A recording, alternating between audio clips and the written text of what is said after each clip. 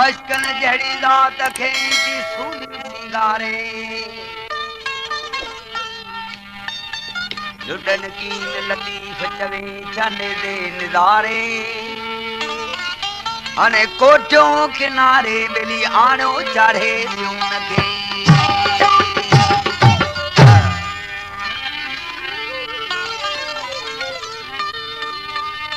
दिल भर दे दीदार जी आहे उली आशिकन ओ दिल भर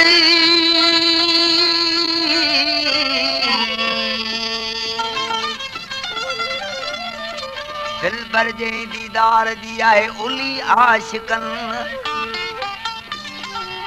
ॾाढा भेरा ॾींहं में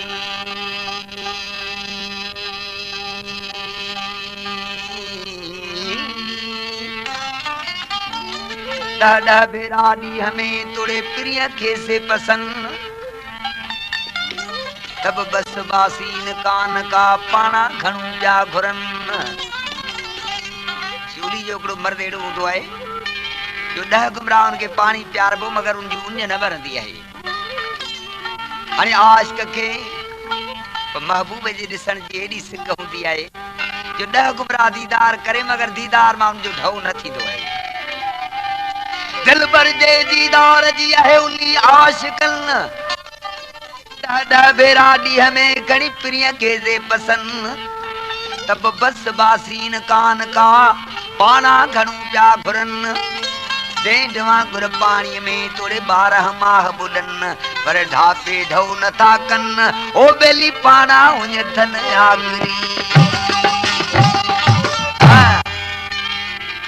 सियाणे ये दास्तान आहे लैला मजने जो मजनू आशिक ये मक्के जो बादशाह हुयो इसे गजनवी बादशाह जो पुट हो पर मजने जे जमन खां अॻु ई संस पीअ दुनिया मां गुज़ारे वियो हलियो जॾहिं मजनू जाओ मक्के जे शहर में हाणे मजने जी मां सी शहजादी नजूमन खे घुराए दरबार में मजने जो केड़ो हाल हवाल पुछण लगी जदो जदी मां जाओ तही के गभूर पुछाई नजूमी कोठे मजहदूर तपटे फाल नामू सजन सुधनियो गुजारो तहन के कर्म मज लिखियो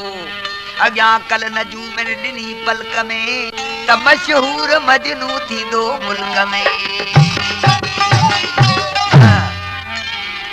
पढ़ी सूर फातिह विधि सूजा फाल करे कई सजो वक्त बारी बहाल सिन मजने जो पेरी नालो हो कैस मजनू तो चवंदा न चरे खे करे कई सजो वक्त बारी बहाल घणू मुराहे वडाया वडी कना इश्क हालत हुंदी सब जडी न तो न सघंदो ई घारे घड़ी मुसाफिर थी मरंदो सो रोई घड़ी सियाणे शहजादी जॾहिं नजूमन जी इहा ॻाल्हि ॿुधी कहिड़ो फरियाद करण लॻी जदो सुणी का नजूमन बुरी बात सा सजो ॾींहुं दुख में रुनी रात सा खुशी वही कलब में वेचारी ते वेर भगी आस दिल जी ही हुब हेर करे थी कमीनी सबा जे सवाल थिए मान बदनी नजूमन जी गाल इस्माइल एवद थियो जी घटो नबी सो उन्हें दम कुसण का छुटो थिए मान मुसे को हेड़ो फजल वडो रब रहम सो जब्बार जल हाणे सही पुट के निपाण लगी मुठी माव पुट के निपाण लगी शक्कर शीर माखू प्यारण लगी पिसर पेट जाओ छड़ियो न सके हयो जो नजू मिल पियो डंग डंगे निपाए वेचारी एडो सो कयो अची बात लायक वडो सो थियो कना सो बुलूगत नढो पुण चवन उम्र साल तेजी 7 या 8 वठी मां दिनू ने उस्ताद खे त पढ़ी मां न पहुचे के इमदाद खे गिनी सो सबक के घिड़ियो मजे इल्म पढ़ाई पिरत से रखी दिल नरम अची जिया जवानी पुगो पूर खे तही फिक्र फोड़े रसियो सूर खे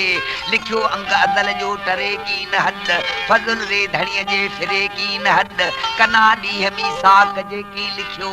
उते कैस कामिल हो चुटको चखियो पियो मरफत जे घिड़ी मौज में छडे खिल खुशियूं रसियो रोज में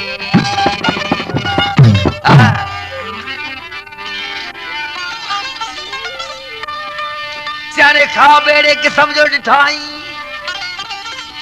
खा बेड़ो डिठाई जो ने ख्वाब में लैला जी सूरत नजर में आए सी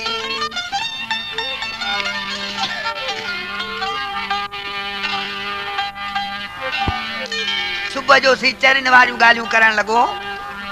उते लैला लैला पुकारन लगो ये त मक्के जो बादशाह हो से कई हकीम तबीब जे वास्ते कर थी आजा जदो दिसी आने हीणू दिसी हाल हीणू बेली घणू हद सकीम थिया पीर पैदा बहु गड हकीम पीर फकीर गड थी जा सयान कई हकीम तबीब गड थी आजा दिसी हाल हीणू घणू हद सकीम थिया पीर पैदा बहु गड हकीम मथे हाल मजने इरादा पर सभिन निरख पंहिंजा जी हलाया हुनर किनी हब बनाया जोड़े मां जुलाब बधा किन पलीता लिखी से हिसाब किनी कातलाया कढन सीर प्या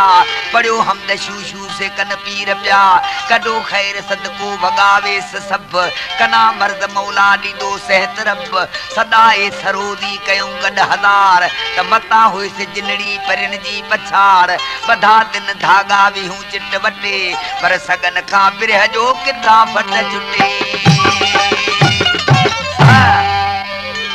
सियाने इश्क जो जेको न इलाज है सो हकीम वटि किथां आयो लुकमान हकीम जेको हिकमत जो मालिक है हाणे कहिड़े बि कम वारो न पहिरीं कम खे हथ गंढंदो त पहिरीं नालो वठंदो उस्ताद पीर लुकमान हकीम जेको हिकमत जो मालिक हो पर से उन्हें लुकमान हकीम इश्क जी इलाज जी दवा न हुई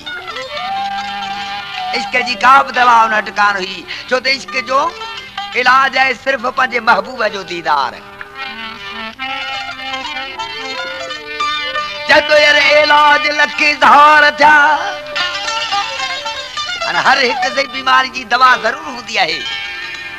पर इश्क जी का दवा काने सिर्फ पंहिंजे महबूब जे दीदार का सवा जदो इलाज लखी धार था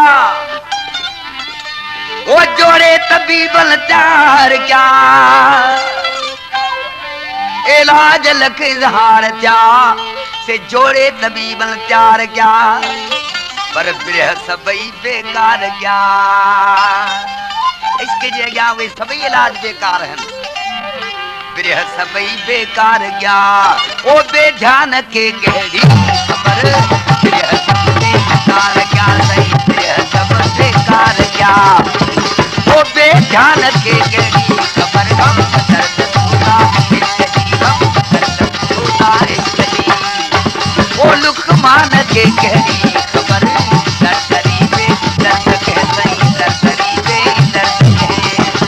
ओ इंसान के गहरी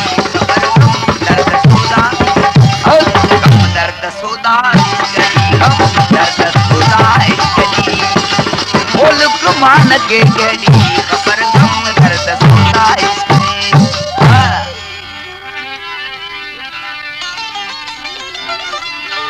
जग हाजत न अफलातून जी सियाने अफलातून वडो कड़ो काबिल शख्स थी गुजरियो है जो चवणी मजे यार मुर्स को अफलातून लगो पियो है।